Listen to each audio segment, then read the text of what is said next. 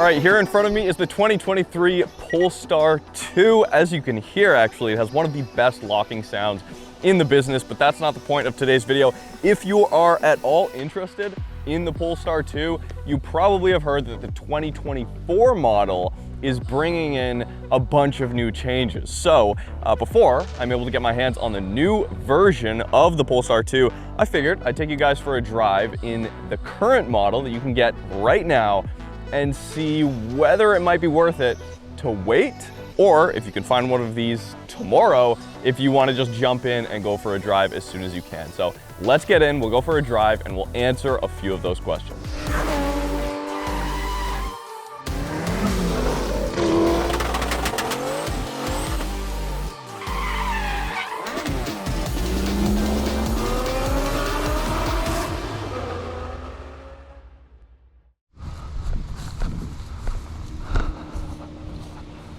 Perfect day for a drive in a car that will not disturb any of this.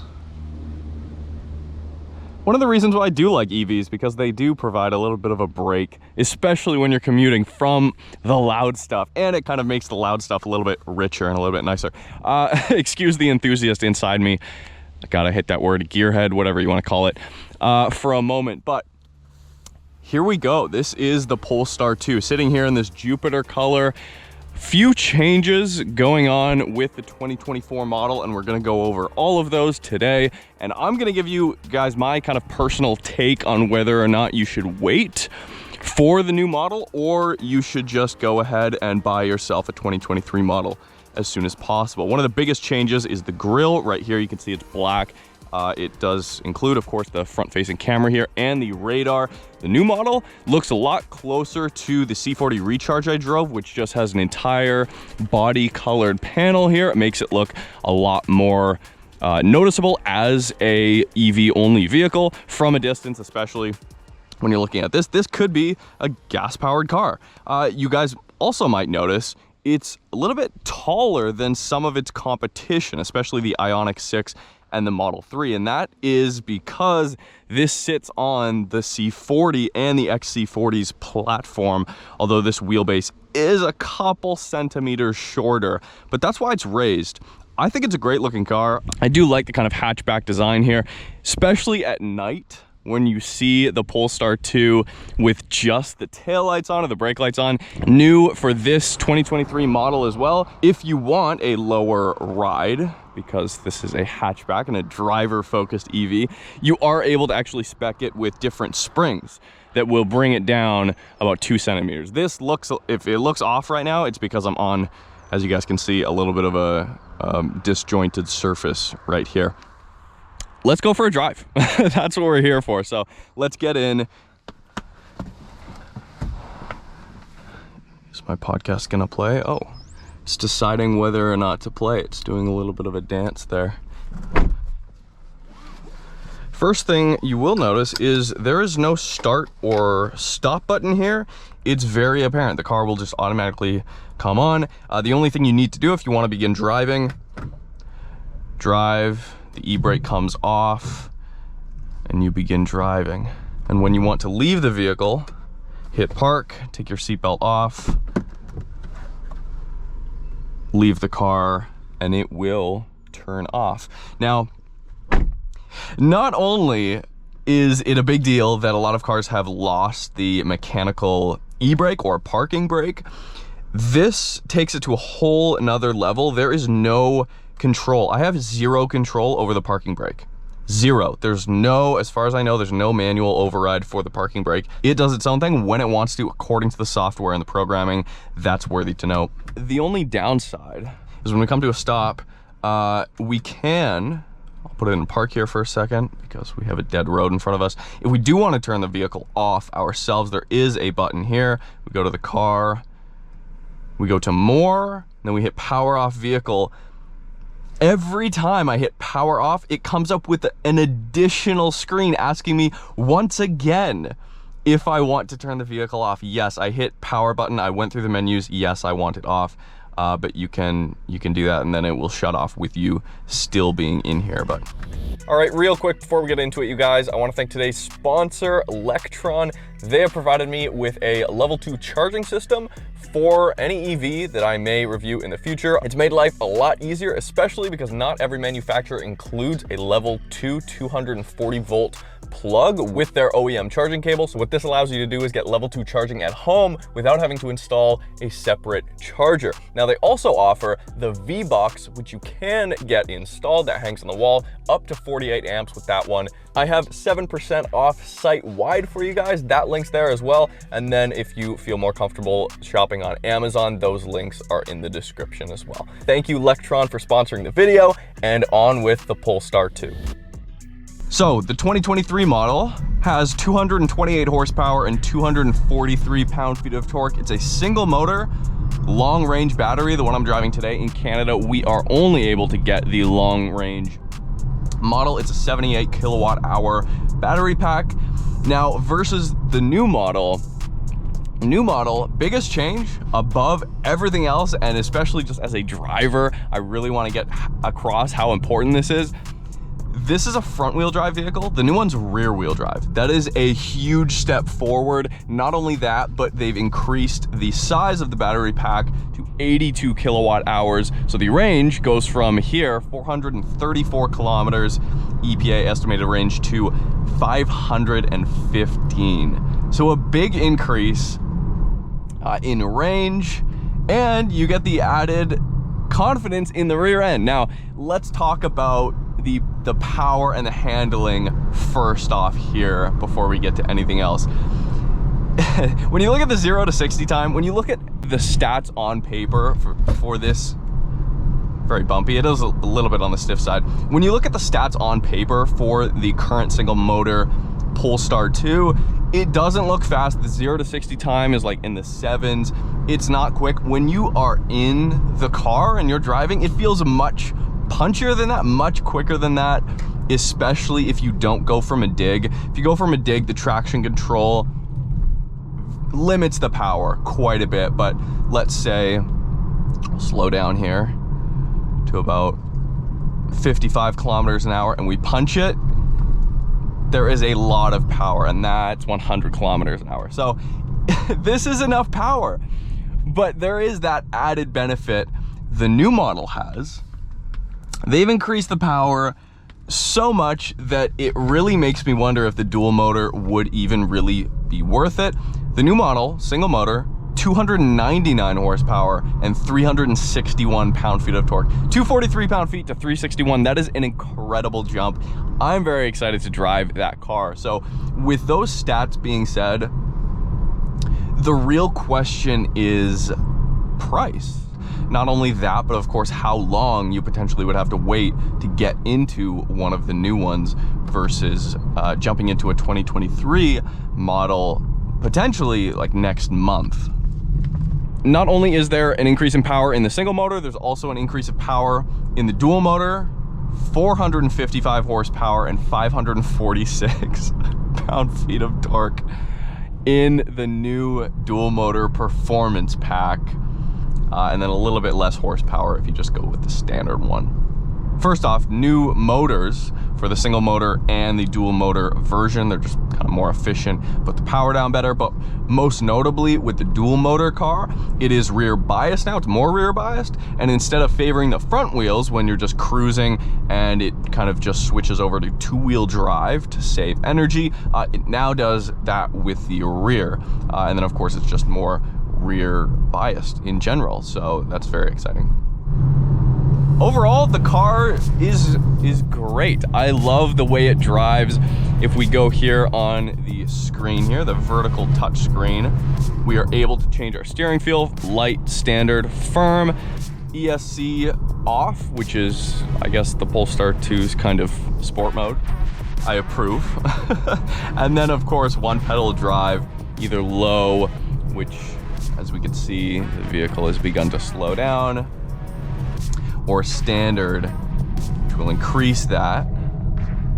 And if we turn creep off, it'll bring the vehicle to a complete stop so incredibly smoothly. I have tried to replicate how smoothly it does those last couple inches from slow to stop. By myself with the brake pedal, I can't do it. Because I drive so many gasoline-powered cars, a lot of manual cars, I just keep one pedal off, which in the Polestar 2 turns regen completely off, and it just coasts. I like the way that feels. Also, a byproduct of that, I get to interact with the brake pedal more, and that is one of the best parts about the Polestar 2 is the way the brake pedal feels, especially after having just driven the Outlander plug-in hybrid and the Ioniq 6. Those cars, not to directly compare an SUV to a sedan, but especially the Ioniq 6, because I did drive that recently, does not hold a candle to the Polestar 2 in the handling or driver feedback categories.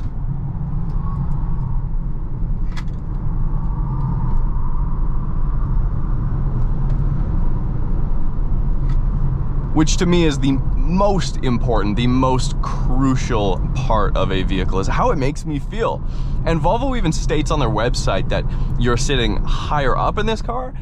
I'm not really feeling that. I feel fairly low down in the vehicle. Now the car itself, I do feel that additional ride height. I would absolutely equip those optional springs.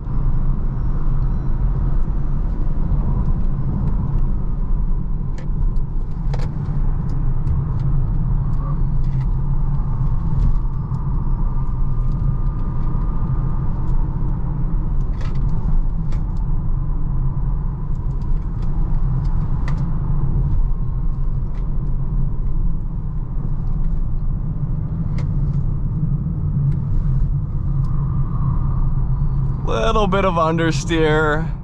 It's comfortable though. If you're going to be pushing your Polestar 2, and I hope that you are, there's something charming about a front-wheel drive car, feeling those tires really struggling and putting them through their paces. There's understeer, there's a little bit of torque steer, which I was not expecting with not a whole lot of torque here. But again, it feels much quicker than the numbers suggest. But again, just rear wheel drive would add that another layer to that dynamic feel and take away a little bit of that safety, especially with traction control off. Great suspension, very compliant. There is zero bounce. I love that. It is a little bit on the stiff side, but because of that, the dampers react so quickly here. And of course, on the dual motor version, you are able to spec the performance pack, which adds a bunch of good stuff. It gets expensive, but you get Brembo brakes, you get dual chamber Öhlins dampers. That's like, yes, this is a driver's vehicle. If there was any indication that this was a driver kind of catered experience, at least as far as EVs go, of course, because they don't have souls, that's a great indicator. I just wish the performance pack, two things. I wish it came with performance seats. Now these are good, but of course the bolsters on either side are not adjustable. And then second, and you know, of course there are many reasons why this isn't the case, but I do wish the performance pack was able to be spec'd on the rear wheel drive model. Overall, fairly quiet, little bit of road noise at higher speeds, but does not kill the experience.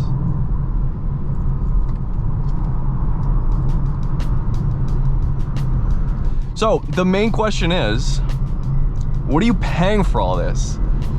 Starting price for the 2023 model, $54,000 Canadian.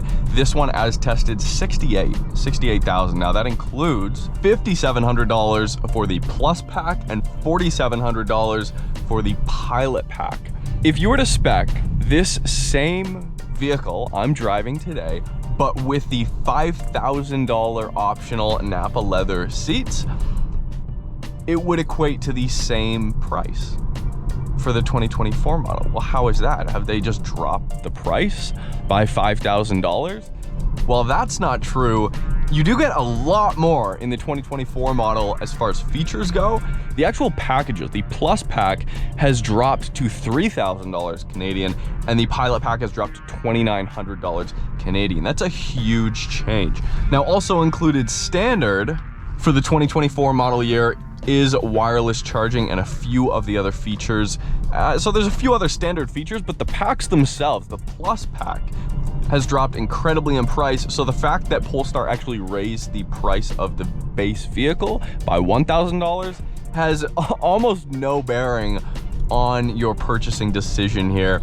Okay, so included in the Plus pack, which as I stated has gone down in price significantly, most notably is the panoramic roof. And also, you guys can see it here, this illuminated section with the Polestar logo. A little bit of a gimmick. It's, I guess, kind of a secret storage compartment. Also, you get a 13 speaker upgraded Harman Kardon system. It also includes the heated steering wheel and heated rear seats. And of course here, this one's been spec'd with the WeaveTech charcoal with the black ash trim here, the decor trim that looks like wood. Everything in here feels good. I'm a cloth interior kind of guy, so here I feel right at home. The Pilot Pack includes things like adaptive cruise control and lane keep assist. You do need to spec both packages if you want most things. I think a downside in this vehicle is absolutely the fact that adaptive cruise control is not standard. You are not able to spec a heads-up display whatsoever. This goes directly up against, at least in Canada here for pricing, the Ioniq 6, the BMW i4 eDrive 35, and then of course the Tesla Model 3. I have not driven a Tesla since the original P85D in 2015. Not going to talk about the Tesla Model 3, but I will talk about the Ioniq 6 and the BMW i4. Now, so for the same amount of money across all three of those vehicles, you get more range in the Ioniq 6, and then you get less range in the i4. Now, the upsides for both of those vehicles are you get more kind of features and options, and whether you call them gimmicks or accessibility, just more of a visual spectacle. The difference between the i4, this, and the Ioniq 6 is it's a personality purchase. It's really who you are as a driver, who you are as a person, and what kind of, how loudly you want the car to speak to you. Here it's very quiet. I love it. This of course is based on an Android system now. It is fully integrated. You can go to Google Play, download some apps. I've downloaded some racing game. Unlike Tesla, you are not able to use the steering wheel. Of course, like I mentioned, we are able to display maps in the center there. That's awesome. In addition, with that 82 kilowatt hour battery pack, the max charging speed for the single motor car has gone from 150 kilowatts to 205 kilowatts, while the dual motor car still is limited to 150 kilowatts. Now, that's if you can find a station in your area, this is when it comes down to infrastructure, that will actually charge up to that rate. But if you can get 205 kilowatts, you'll get 10 to 80% in about 35 minutes, which is good in my books. So in conclusion, should you wait for the 2024 model, or should you, no, yes, you should wait for the 2024 model or put your order in now. It's a no-brainer for me. Please let me know what you guys think in the comments below. This has been my experience in the Polestar 2. What a lovely, lovely vehicle. The real one I want to drive though is the Polestar 1, but maybe we'll get to that in a future video. Thanks guys for watching. We'll see you soon.